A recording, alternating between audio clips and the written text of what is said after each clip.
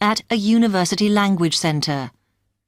You now have 30 seconds to read questions 1 to 7.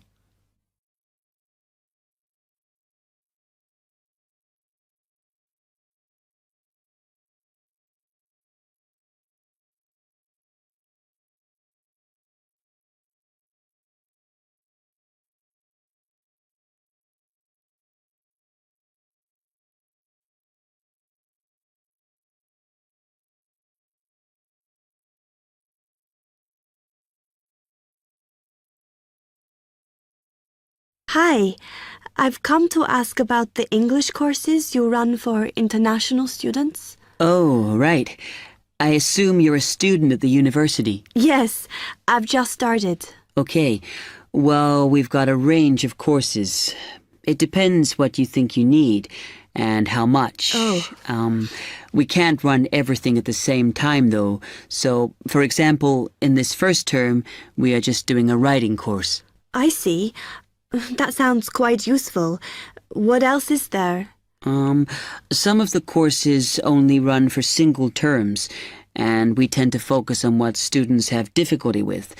That means we don't usually do speaking courses, but next term you can do listening. Oh. That'll help you with lectures and things. Our provision is all based on what the majority of our international students need. So is everything term-based? There's nothing that you run all year? Well, let's have a look. Yes, there is a class for vocabulary and grammar every term. That's for everybody, but it's split into 3 or 4 levels. And what about in the holidays? We don't do anything during the winter or spring break. Oh. But over the summer, there's just general classes because that's what most students want. A bit of everything. Mm-hmm. Okay, quite a variety then. I'll have a think about what I really need because I haven't got much time. Do you have about 20 students in each class, the same as our science seminars? We try to keep it at about 12 and certainly not more than 15. It's important for language classes. They're very different from your normal courses. Right. And how much are the classes? The rate varies depending on how many hours you attend, but you shouldn't have to pay. Usually, the department will fund you and even sort out which classes you need. Brilliant. It would be quite useful for me to have a certificate to take back to my country. Do you put us in for exams? Yes, but we don't like them to clash with your main course exams in June, so we run them in May. Oh. That leaves you time for revision. Do I have to sign up for something now? I'm not quite sure what I want. Classes haven't quite started yet, so you've got time to decide what you do. All we insist is that you sign up before week 5. That gives you about 3 weeks to decide. Okay. You now have 15 seconds to read questions 8 to 10.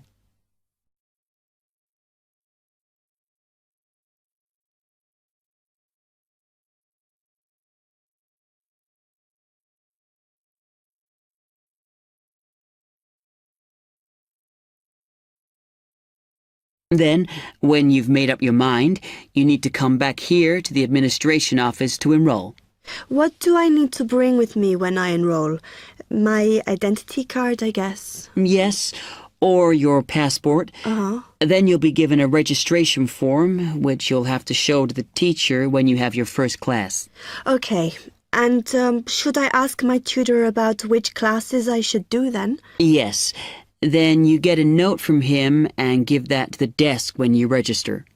Can I use the computers here as well? Yes. You'll be given a password when you go to your first class.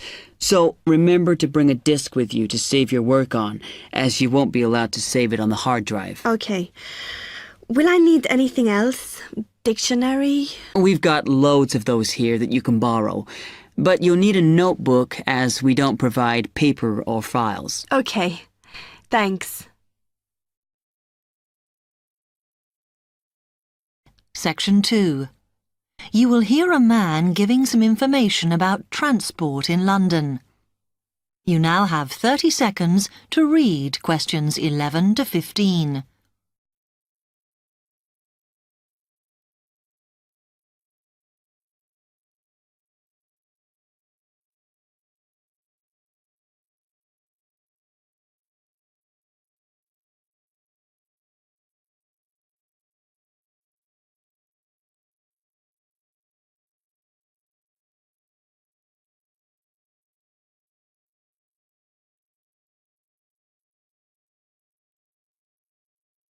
Hello, can I help you? Oh, yes. I was wondering what the best way was for me to get around London. Well, there are a lot of possibilities. As you probably realise, the main ways to get around are bus, train and tube. Oh? The Underground. Oh. It depends how much you want to spend.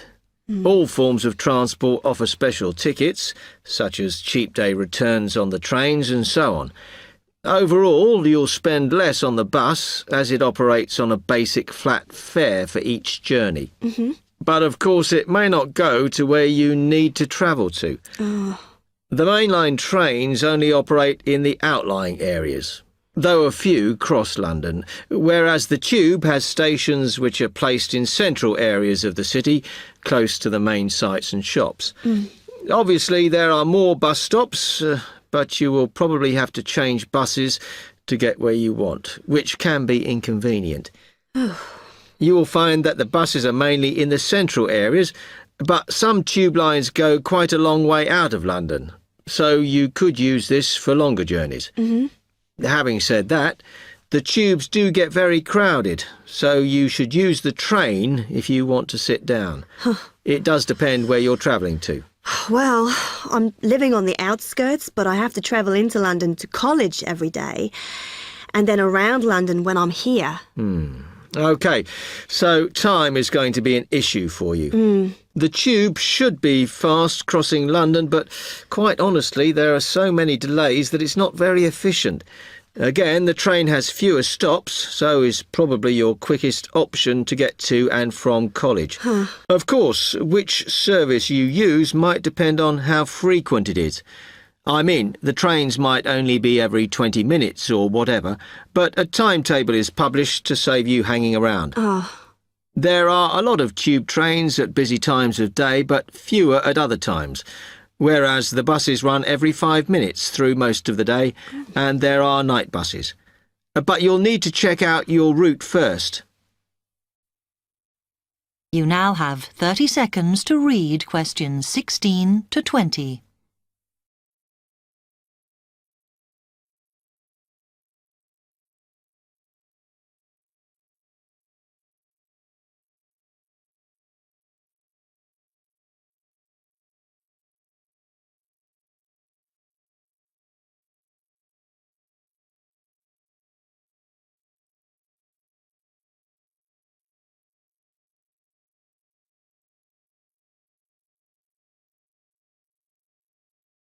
OK, thanks.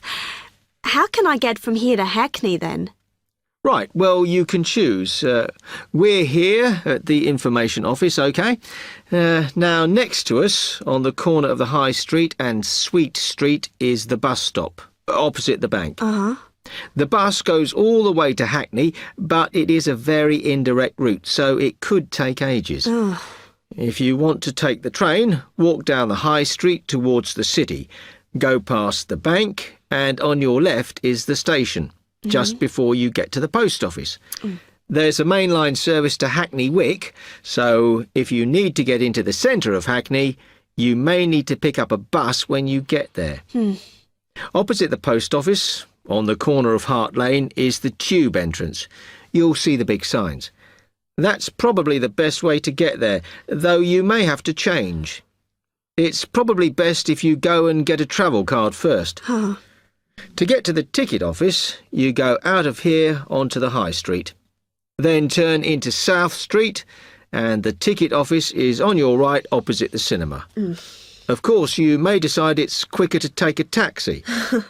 But it's a long way, so I think it'll be very expensive. If you do want to get a cab, then the rank is outside here, just opposite the office. Section 3. You will hear two medical students, Caitlin and Hideki, discussing options for courses. You now have 15 seconds to read questions 21 to 23.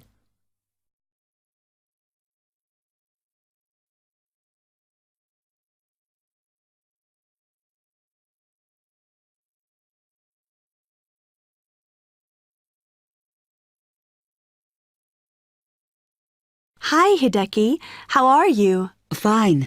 I'm glad I bumped into you.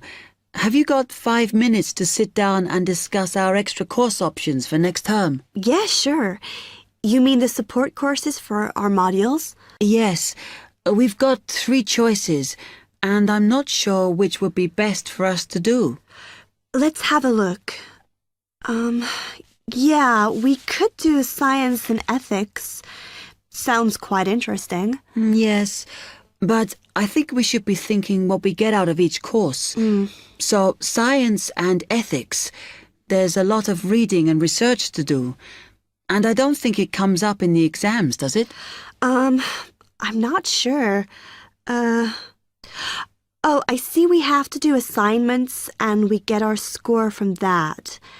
But what it would do is to force us to get better at doing essays and reports. You know, organizing them and using the right kind of language. Might be worthwhile. Yeah, you're right. An alternative is the pharmacology prelim course. Oh. I think it's in case we want to go on to transfer to pharmacology at the end of the year, because lots of students do. So it depends what we want to do in the future. But apparently, they send you off to find out about various companies and the differences between their products. It would give you lots of practice in investigative studies and analysis.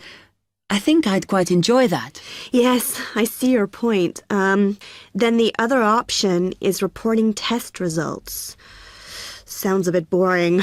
Not sure why they have a separate course just for that. Well, I could certainly do with some help in that.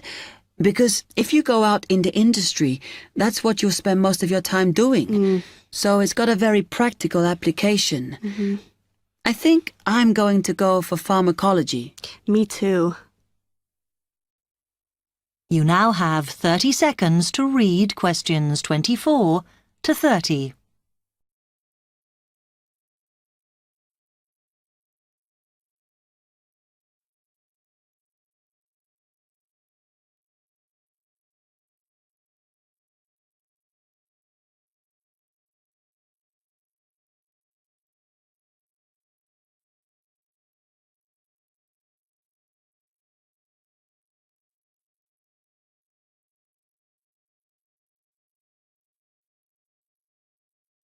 So let's have a look at it in more detail.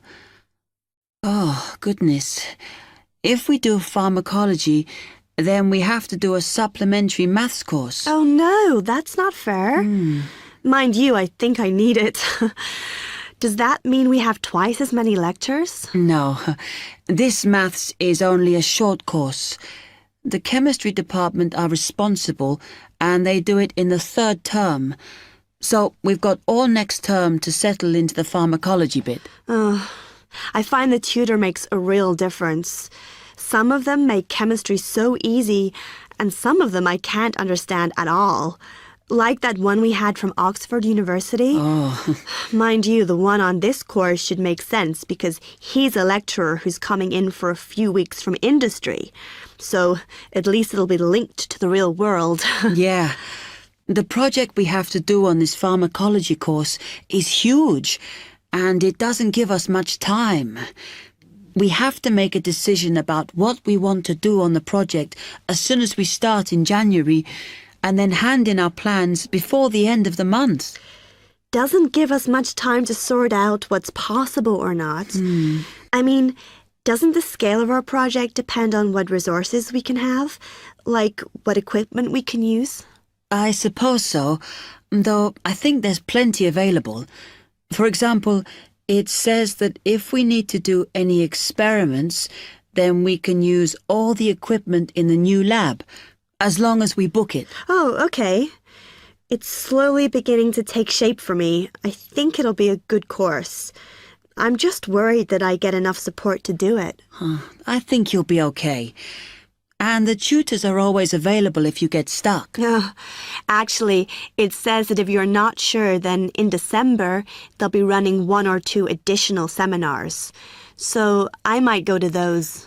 Actually, what's quite interesting is that at the end of the course, when our project is completed, then we have to do a presentation on it. Oh. I think that's quite good practice. Oh, a bit scary, though. Well, it shouldn't be too bad, as they say that we can do it in pairs. Spread the load, as it were. Good. I have done presentations before, but I'm always very nervous. And is the presentation what we're assessed on, then? Let me look. It says that we have an interview and we get a mark for the whole course depending on how well we do in that. Oh, right. Okay, so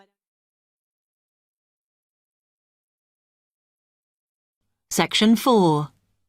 You will hear part of a lecture on cities of the future. You now have 30 seconds to read questions 31 to 37.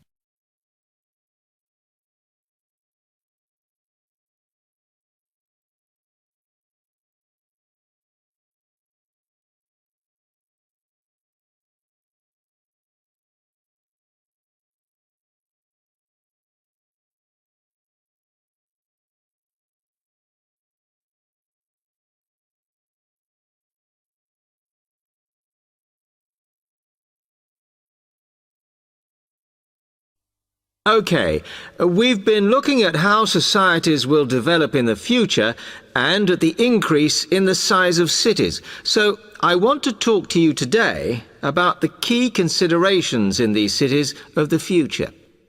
There are 3 key elements I want to look at, and these are the new features they will have, issues of size, and the main problems to be considered. First of all, individual transportation will be a big factor in these new megacities as public transport becomes unmanageable. There'll be a huge rise in the use of segways, which are personal transporters like motorized scooters. As a result, and partly also to reduce pollution, roads will be altered so that they are narrower and will take up less of a city's space than they do currently.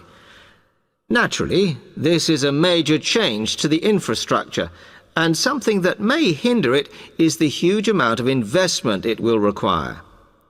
The next thing is, what is going to happen to the commercial areas? We do not want these to become even larger concrete jungles than they are at present, so we have to look at design. And current designs for city development include building gardens on the roofs of these buildings to make a more pleasant environment for workers. And you may think that these areas will expand to cope with increased commercial activity. In fact, the prediction is that they will cover 1/5 of the area that they do at present as we build upwards. The exception to this is shopping centres, which we predict will expand with more and more temperature-controlled malls. What may cause difficulties is that the superstores will be confined to the outer edges of the city, as they will be too big to fit into the new malls. Then, of course, there are the residential areas, and these will undergo their own changes. One particular development will be houses which are built from glass, as innovations in this material allow it to provide light without causing problems with temperature inside a building. The residential areas will not be allowed to expand without limit, as happens in some areas at present, and their size will be restricted to a population of 15,000. One issue, which has yet to be resolved, and I'm not sure it ever will be, is how we manage to house older residents. They will be increasing in numbers as time goes on. Finally, how will these cities live? We know we have limited energy sources, so what will we do? Well, something currently in development, which will be a feature, is that waste is going to become an energy source. For example, to provide gas in homes. Also, as new technology and systems are developed, we will find that energy plants will become smaller.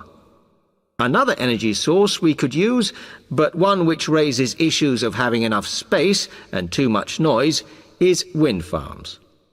Because of the problems, I'm not convinced these will be the grand solution to our energy problems that we thought they were going to be. You now have 15 seconds to read questions 38 to 40.